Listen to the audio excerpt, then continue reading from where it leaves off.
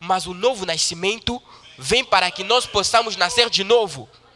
E quando você nasce de novo, aquela natureza pecaminosa sai de você. E Deus te toma como um santo. Vou ler uma coisa aqui.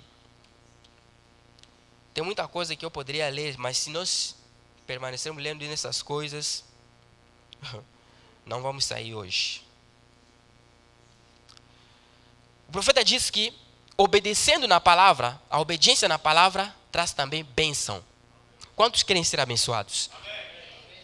O profeta diz que obedecer na palavra traz bênção. Vou terminar primeiramente dos 3 hebreus. Eles tomaram a decisão, não se sujaram. Embora que todos os moços lá no trabalho onde eles trabalhavam, viam cada moço, mesmo não sendo casados, se abraçando com homens, com mulheres. Os 3 hebreus ficavam quietos, conversando entre eles. Não foram influenciados pelo que os moços faziam naquele dia. Poderiam ser zombados. Aqueles aí se acham não sei o quê. Mas eles não se importaram com aquilo. Falavam da palavra.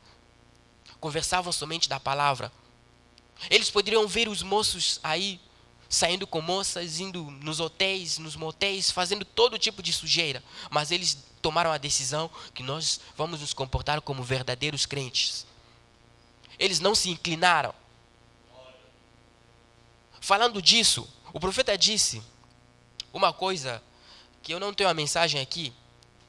Muitas pessoas hoje, se você vê, como eu estava falando de namoro, porque hoje em dia as conversas, irmão Juliano, as conversas dos jovens, muitas vezes quando os jovens começam a conversar, a primeira pergunta que se preocupa: você tem namorado? Você tem namorada? É raro você encontrar jovens conversando e um perguntar: você já recebeu o Espírito Santo? É difícil. Até para aqueles que estão conversando talvez no WhatsApp ou no Facebook, se você perguntar para o outro: você já recebeu o Espírito Santo? Talvez vai te bloquear. Fica bravo com você. A pergunta que querem, ou a conversa que mais agrada é: você tem namorado? Para o que tem a ver com a palavra, ninguém liga. Mas nos dias dos apóstolos, quando o apóstolo Paulo se encontrou com alguns discípulos que já tinham crido na palavra, ele lhes perguntou: recebeste o Espírito Santo desde que vocês creram? E eles disseram: nem sabemos o que é o Espírito Santo. Mas como vocês foram batizados? E Paulo lhes ajudou até que eles foram revestidos do Espírito Santo. Nós podemos nos ajudar entre nós jovens, falando da palavra. Às vezes quando você fala da palavra, te acham que você já é um santarrão. Você se acha de um santarrão. Não é um santarrão, mas é aquilo que é a vida cristã. A nossa vida deveria ser daquele modo. Porque se nós seguirmos aquilo que o mundo está fazendo, o irmão Brana disse mesmo o beijo que as pessoas se dão no namoro. Por isso que nós no namoro, na mensagem, nenhum moço tem o direito de beijar a sua namorada antes de eles serem abençoados aqui no altar. O irmão Brana diz que aquele que faz isso antes do casamento, aquilo é potencialmente adultério. E o profeta fala numa mensagem que as irmãs, as mulheres, a mulher é o ser mais fraco. E aí aconselha aos jovens, aos rapazes, aos moços, que quando você tem sua namorada e você vê ela querendo fazer algo que esteja fora da palavra, você deve falar: para aí, irmã, somos irmãos. Devemos nos considerar, viver como irmãos. Enquanto que ainda nós não somos casados, devemos viver como irmãos de pai e mãe. Respeita ela como tua própria irmã, até o dia que forem casados. Mas é difícil hoje no mundo. Difícil. Alguém já me disse isso lá no trabalho onde eu trabalho. Uma moça me perguntou: mas me fala ainda como é que é o vosso namoro na vossa igreja. E eu lhe falei como nós namoramos na igreja. Não podemos nos abraçar, não podemos beijar, não podemos tocar, não podemos dar carícias, somente conversar. falar da palavra, ir à igreja, ir visitar parques e tudo e tal. Me falou, rapaz, aqui no Brasil você não encontrará ninguém. Me falou isso. Mas eu disse, não. Aqui eu posso não encontrar, mas na palavra de Deus, na mensagem.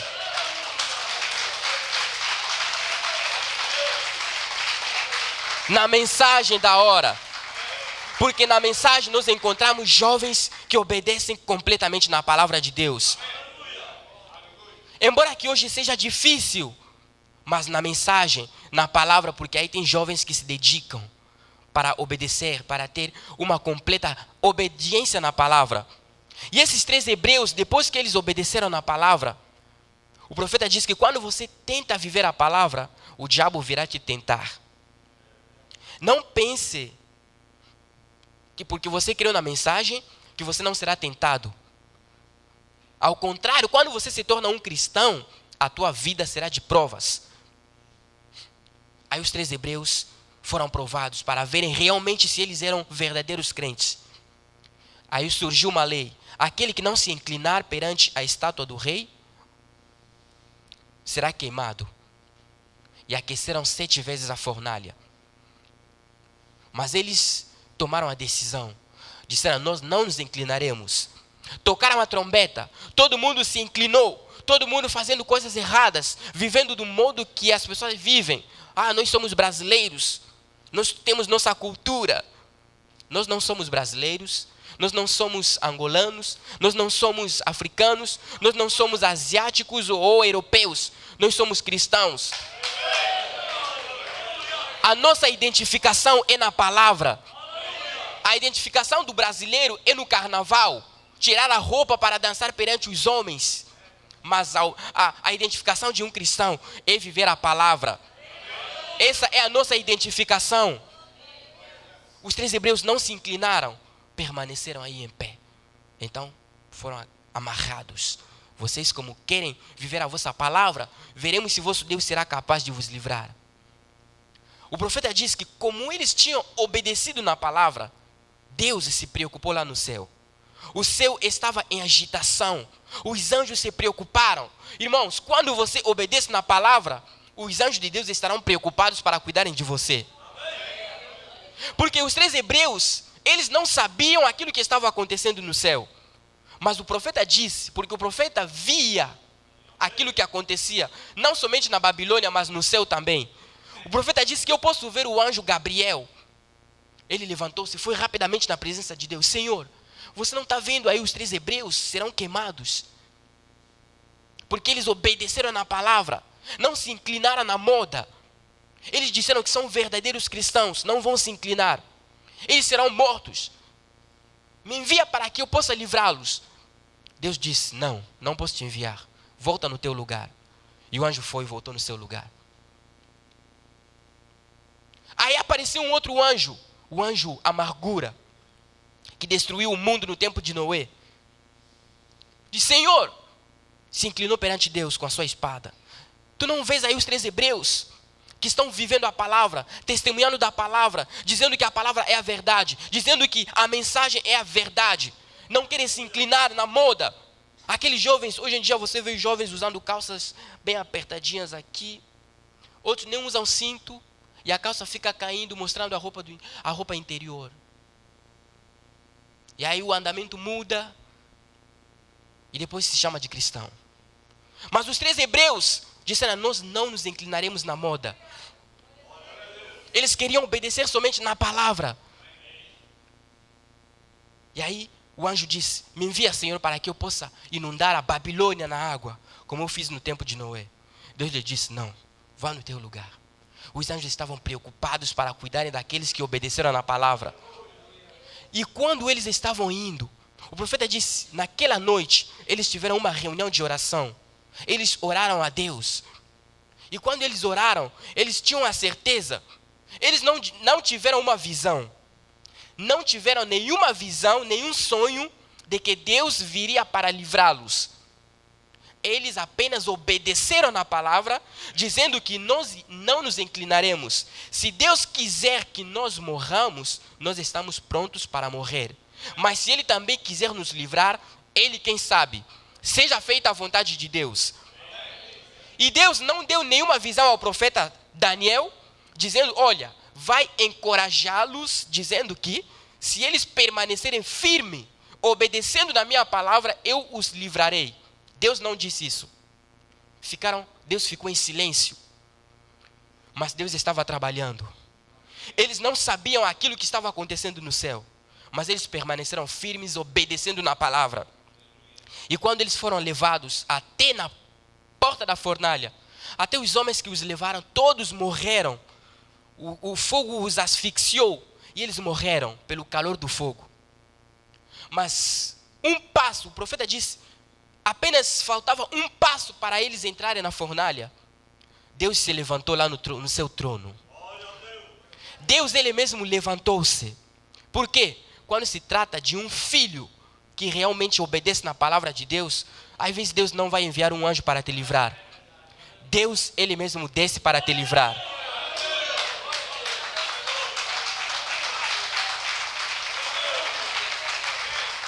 Louvado seja Deus. Deus se levantou com suas roupas sacerdotais. O profeta disse que ele levantou-se e chamou vento leste, vento oeste, vento norte, vento sul, vinde para cá. E o vento soprou e formaram uma nuvem. E Deus entrou naquela nuvem.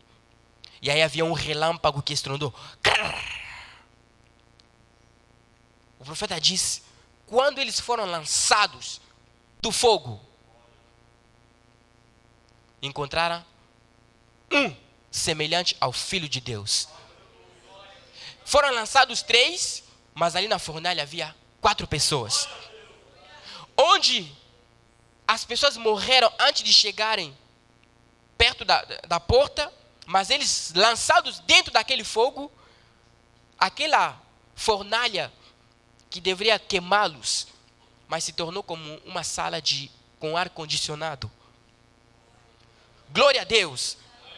A sala de fogo, uma fornalha ardente, toda a fumaça subia lá na Babilônia. Não sobraria nem sequer um pedacinho. Se tornariam em cinza em alguns minutos. Mas se tornou como uma sala climatizada. E eles estavam andando aí, se cumprimentando. Nosso Deus é verdadeiro Deus. Nosso Deus é o verdadeiro Deus.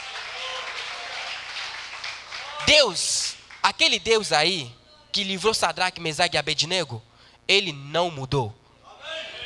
Ele não muda. Ele é o mesmo ontem, hoje e eternamente.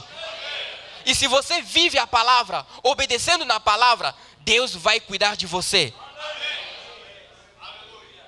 Porque Ele cuida daqueles que cuidam a sua palavra. O profeta disse na mensagem Identificados com Cristo, que hoje os jovens, as crianças, até as crianças, quando vem algo na televisão, eles querem viver daquele jeito, querem agir daquele jeito.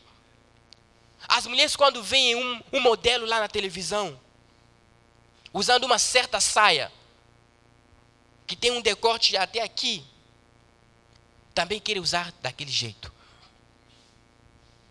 Os moços, quando veem um jogador fazendo o corte de cabelo de uma forma, também querem agir daquele jeito.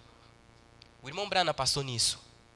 E ele disse que quando ele era criança, antes de se tornar um cristão, ele leu o livro de Tarzan e os Macacos. E quando ele leu aquele livro, ele queria se identificar como Tarzan. E o que ele fez? A mãe dele tinha um tapete que ela ganhou, que uma vizinha ofereceu para ela. E o irmão Brana foi, pegou aquele tapete, rasgou e fez um casaco de Tarzan. E vestiu aquele casaco e foi dormiu durante uma semana na árvore. O irmão Brana disse que eu queria ser como Tarzan. Eu me lembro que quando eu era criança, jogava futebol, as pessoas me chamavam de Zidane, Zinedine Zidane. E ele era o meu jogador preferido. Eu queria jogar como Zidane. Somente o corte que eu não fazia como Zidane. Glória a Deus. E eu dizia que um dia, quando eu crescer, eu vestirei a camisa número 10 da França. Eu queria ser um jogador, porque jogava bem. As pessoas me aplaudiam, diziam que... Me chamavam de Zidane. Não fui eu que me nomeei Zidane, mas as pessoas me nomearam Zidane pelo meu jeito de jogar. Mas um dia, pela graça de Deus, aquilo que eu pensava, eu não pensava que um dia eu me tornaria um jogador na equipe de Jesus Cristo. A equipe ou a seleção da França pode jogar de qualquer maneira, mas nem sempre que tem a vitória. Tem momentos que eles ficam decepcionados, perdem e eles ficam chorando. Mas estou jogando hoje em dia na equipe de Jesus Cristo. E a equipe de Jesus nunca perde. A equipe de Jesus sempre ganha. Irmão Brana se identificou, queria se identificar como Tarzan. E ele dormiu numa árvore 7 dias.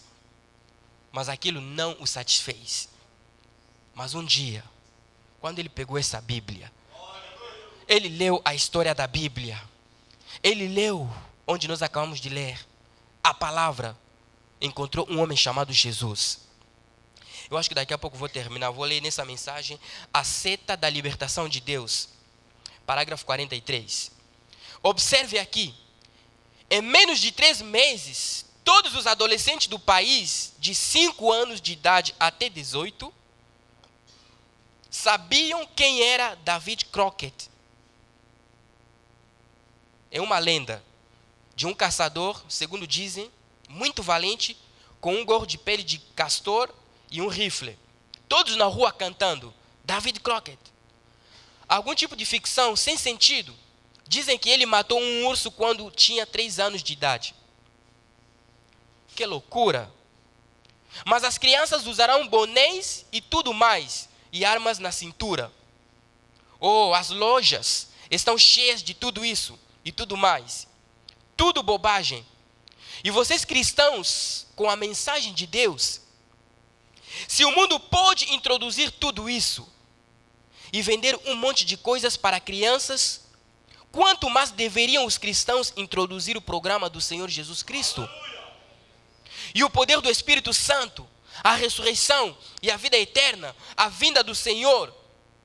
Há 100 milhões de crianças na América esta noite que poderiam lhes dizer tudo sobre David Crockett, mas não sabem uma palavra a respeito de Jesus Cristo. Há jovens que conhecem, não vou dizer todos, mas a maioria dos jogadores de futebol. Ele pode te contar talvez 100 jogadores de futebol que ele conhece na sua mente. Mas diga-lhe que te conte pelo menos 5 personagens da Bíblia. Não sabe nenhum. Qual é o problema? É por isso que eles permanecem em casa com o rosto colado na televisão, ao invés da Bíblia. Agora o rosto é colado com o celular, ao invés da Bíblia. Não tenho nada contra a televisão, nem contra o celular. O celular é que estou acrescentando. Não tenho nada contra a televisão se isso fosse usado para as coisas de Deus. Tudo bem. Isso estava nos planos de Deus, em primeiro lugar. Vou saltar um pouquinho. E vocês... Hollywood tomou o controle. Tudo que eles têm abraçado está podre, a ponto que não se tira nada dali.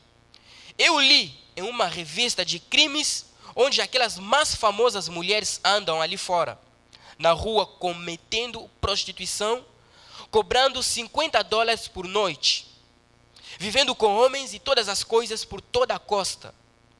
E saem por ali. E algumas delas casadas 4 ou 5 vezes. E vocês, garotinhas, querem copiar este exemplo? Quando os homens ali que supostamente devem ser tais atores de cinema, e ademais, quando eles vivem com mulheres a ponto que o curso natural de vida muda, e eles se pervertem, e vocês querem copiar tais exemplos, os jogadores, os atores de cinema que os jovens querem copiar, O profeta diz que são homens que casam 2, 5, 4 vezes. E aquelas mulheres lá da televisão, que as moças querem copiar, o profeta lhe chama de prostitutas, porque cometem prostituição, e são aqueles que os jovens querem tomar como exemplo.